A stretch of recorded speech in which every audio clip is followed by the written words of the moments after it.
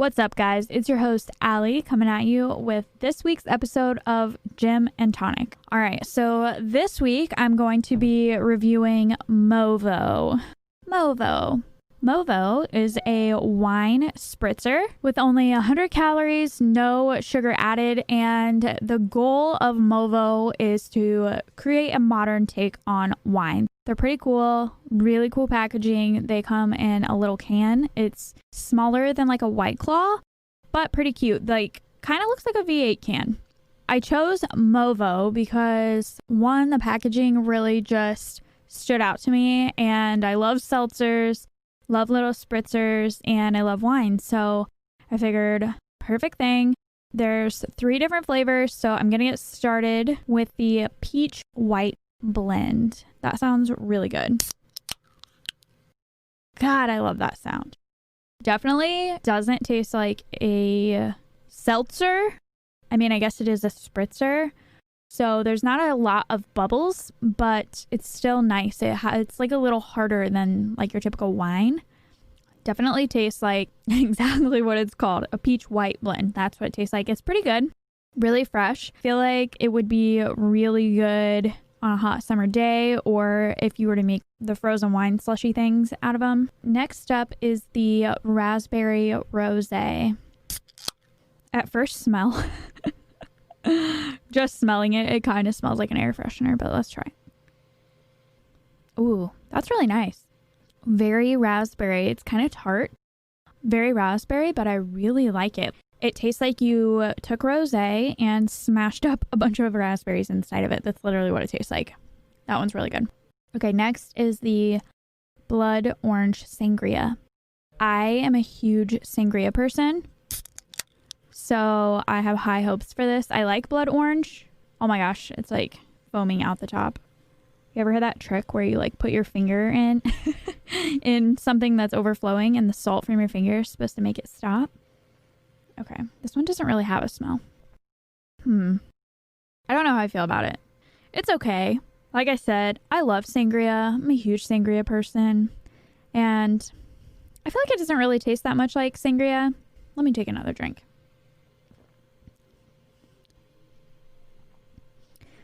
It's okay. It's not my favorite, but I feel like it would be good poured like sangria. So in a glass with other fruits. It's blood orange, and I feel like it really needs an orange in it. You know, kind of like a blue moon or something would. It needs an orange in it to pull that orange flavor out. Overall, they are drinkable. They are fairly good.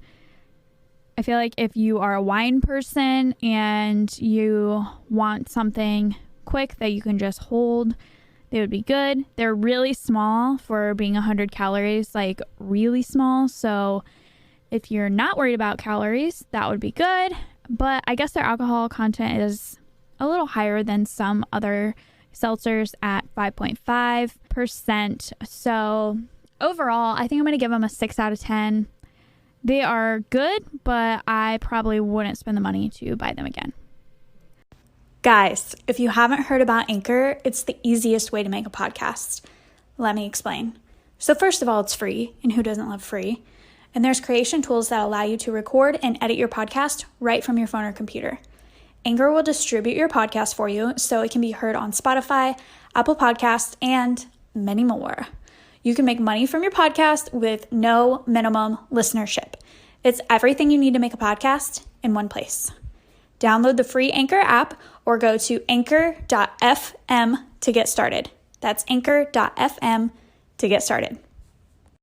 Organic. Just hearing that word, we just have all these thoughts that come to us when we hear organic. Is organic better than non-organic? What does that actually mean? And is that word feeding into diet culture? So today's topic is organic, kind of just diving into what that means and taking a closer look at organic. Okay, so honestly, growing up, I thought organic things were for rich people. When I went to the grocery store with my mom, it was never a question of organic versus non-organic. It was what's cheaper. I had this vision in my mind that organic was so expensive, but that it was so much more nutritious and so much more healthy for you, and that an organic apple was better for me than a non-organic apple. Is that actually true? Maybe, maybe not. Okay, so here is the technical definition of organic from the USDA. And I quote, organic producers rely on natural substances and physical, mechanical, or biologically based farming methods to the fullest extent possible. Produce can be called organic if it's certified to have grown on soil that had no prohibited substances applied for 3 years prior to harvest. Okay, so automatically I raised this question in my mind, like, what does the word mechanical really refer to in this definition? Because that word seems pretty much the opposite of my personal interpretation of that word, of the word organic, which would be something natural. So I'm curious about that. Also curious about the 3-year thing. Like, I guess I don't know a whole lot about farming. I know in Indiana and the fields around me that the crops rotate every year. So like beans one year, corn the next year, or whatever. Supposed to be better growing. Again, not a farmer, don't have a clue. But I feel like 3 years isn't that long. And I don't know. I feel like once a plant grows into the ground and the roots spread into the soil, I don't know. Anyway, moving on. So we've established now that organic is simply a standard created by the USDA. I also had this question of, so what about organic in other countries? And what I'm gathering is that other countries kind of set their own standards for organic. Please, somebody reach out to me, tell me if I'm wrong on that. I don't really understand it. I don't really know. But what I'm gathering is that in the United States, organic is created by the USDA and the standards are set as well. So question, is it better or not? I feel like it's really a matter of opinion, but let's dive into that a little bit. So it said that organic food is more nutrient rich and is grown in less pesticides than conventionally farmed food. I'm not a scientist, but I guess I could get on board with that. That makes sense. I'm sure you've heard of the Dirty Dozen versus the Clean 15 thing that the OOG created. The EWG, it actually stands for Environmental Working Group. Basically, they recommend which crops have the most pesticides versus the least pesticides used on them during their growth process, and which ones you should buy organic versus which ones you don't need to worry as much about. So I feel like OOG, I'm just going to call it OOG. I like that. I feel like OOG is the PETA of the plant-based agriculture world. It's essentially an American activist group.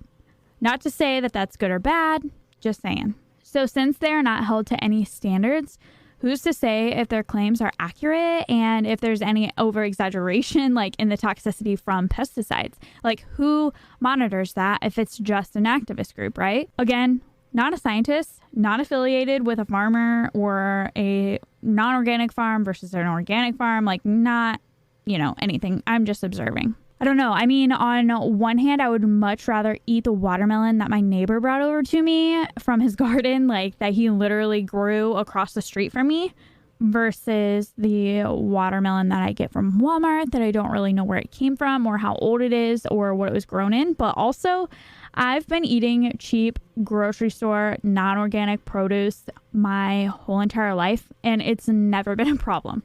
Well, that I know of. It's never been a problem that I know of. Who knows? I might have some weird consequences in the future. You never know. So there's also this big question of if it's better for the environment than conventional farming. So according to healthguide.org, the answer is yes. It reduces pollution, conserves water, reduces soil erosion, increases soil fertility, and uses less energy. Farming without pesticides is also better for nearby birds and animals, as well as the people who live close to those farms. However, there are two sides to every story. So naturally, there's a, and I quote, "no, it's not" perspective. So according to ourworldinData.org, this is a clear misconception because across several metrics, organic agriculture actually proves to be more harmful for the world's environment than conventional agriculture. For example, it takes up so much more space, which leads to deforestation. Again, these are two separate websites. Both are .org. And if you grew up like me, your teacher always told you that you got reputable information from a .org. So I don't know. Who do we believe? One's an activist group, and Our World in Data seems like, it's factual. So I don't know. So despite the actual facts and figures of organic food, like I said, I feel like it's kind of opinion at that point. But what has this word, the word organic, done to our culture? So if you grew up like me, lower middle class, Midwest, small town, you probably have, or at least had at one time in your life, the same perception of the word organic as I did. So if people innately think that the word organic equals healthy, then anything that has that word on it appears to be more healthy. So think outside the box. Like, no, I'm not talking about tomatoes and apples or strawberries or whatever. Let's take cookies, for example, or mac and cheese. If the package says organic, we automatically tell ourselves it's somehow more healthy and somehow clean. But even though it says organic, it's still highly processed, and it's still a cookie, and it's still a box of mac and cheese. Like, is it better than its counterpart? Maybe. But what I do know is that it would always be better to eat the whole food than to eat the mac and cheese. Like, I know that the whole foods are always going to outweigh the processed foods, regardless if they're organic or not. So I think as a society, we should focus more on what we are eating and not so much on the way it was made. In some ways, those go hand in hand. Like if we're talking about a hot dog or like lunch meat or something, like bologna. But when it comes down to comparing apples to apples, a non-organic apple is still a good choice. It's a freaking apple. Personally, I don't really pay attention, and part of that is just my mentality, maybe from how I was raised, how I grew up, the area that I live in. But I'm curious to know what your thoughts are about this, what your experiences are, your insight. Honestly, I don't have a whole lot of background in anything organic. I knew an organic farmer who had an amazing farm. He got a grant from the government in the area that I lived in at the time. You could get a grant to run an organic farm. So he actually ran a greenhouse that was organic. But it was a lot of work. It was a lot of things that you have to pay attention to, like a lot of different regulations, that kind of thing. So he ended up not even being able to survive from the organic farm. So I don't know. I am curious to hear about your experiences and your insight. All right, y'all. So I'm just going to go ahead and wrap it up for today. But thank you so much for tuning in. Make sure to subscribe, share, tell your friends to come listen. Every week I'm going to be coming at you with a drink review and a controversial health topic. So if you have any drink review requests or a health topic that you're like, please talk about this, bring this to light, let's chat about it, shoot them over to me, send them to me in an email at allieandersonfit@gmail.com or shoot me a DM on Instagram at allieandersonfit. See you next week.